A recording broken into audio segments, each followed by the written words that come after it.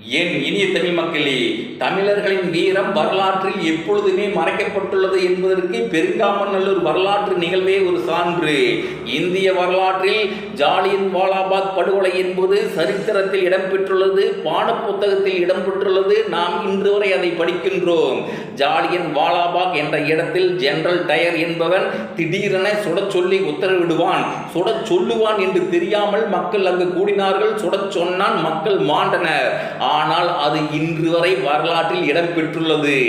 ஆனால் இங்கே வெள்ளையின் கையில் துப்பாக்கி இருக்கிறது. சென்றால் சுட்டுக் கொள்ளுவான் என்று தெரியும். நமது கையில், நமது தமிழ் முன்னவர்கள் கையில் அறிவாளும் கம்பும் தான் இருக்கிறது.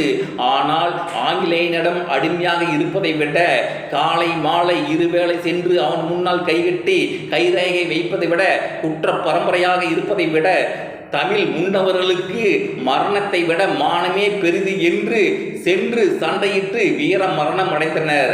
அந்த வரலாற்று நிகழ்வு, பெருங்காமநல்லூர் வரலாற்று நிகழ்வு சரித்திரத்தில் இடம்பெறாமல் போனது வரலாற்று சோகம்.